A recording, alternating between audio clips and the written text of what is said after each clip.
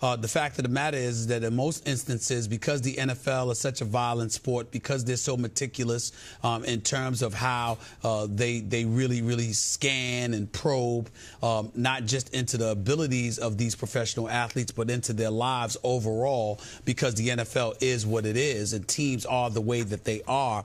This is the kind of stuff that customarily would work against you. It raises expectations. It's absorbed differently. And as a result, people might look at you and have a problem with you because of it. And it could be a turnoff and some of the kind of things that can turn them away from you. I don't believe that's the case here with Johnny Manziel. I think that Johnny Manziel is a big-time player. He's a Heisman Trophy winner. He's a two-time Heisman Trophy candidate, obviously. You see the way that he's performed, one of the most hideous defenses you could find. He kept Texas A&M on the map and clearly established himself as a great college football player.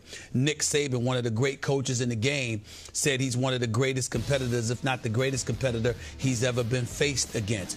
There are laudables all over the place to attach to Johnny Manziel, despite some of the things, some of the question marks entering this season.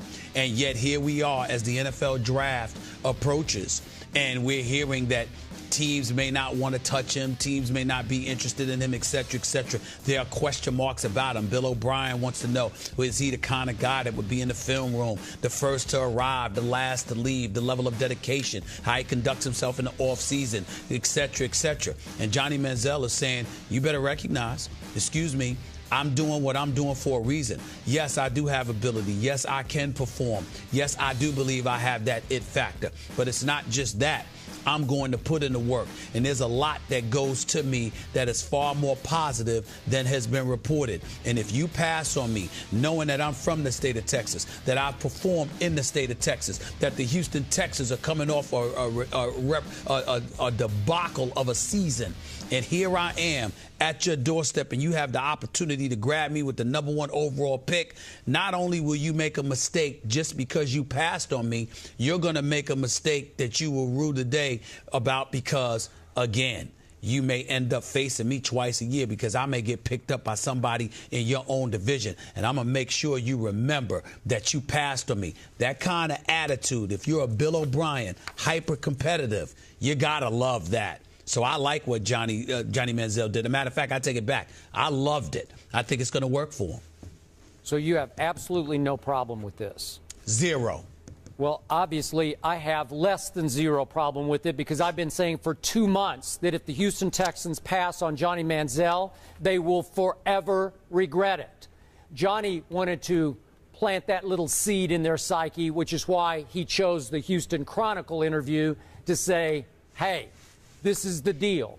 And the deal is, Stephen A., if we're psychoanalyzing why he would say this, Johnny Manziel has been doubted at every stage of his career. Going back to middle school, they said he was too small and didn't have a big enough arm to play quarterback. In high school, he heard it.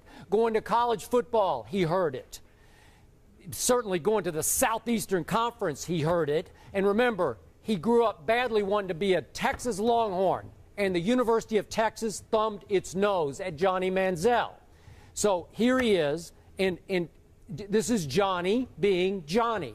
It's not fake. It's not phony. He's not lobbying for first-pick money, God knows, because you keep pointing out he comes from money. This is not about the money. It's about winning for the Texans in Texas. It is on a silver platter for the Houston Texans.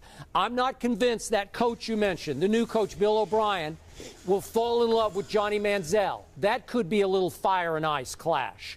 I'm not sure they will ever quite get on the same page. But Bill O'Brien will regret it if he passes and goes in a different direction, because I keep using the word rare.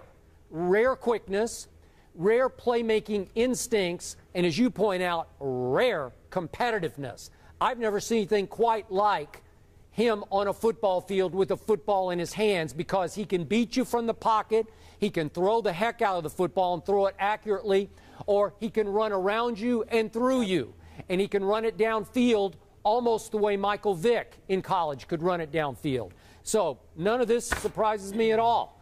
This is Johnny being Johnny, and I hope the Texans, going all the way to the top, to the ownership, heed what he just warned them about.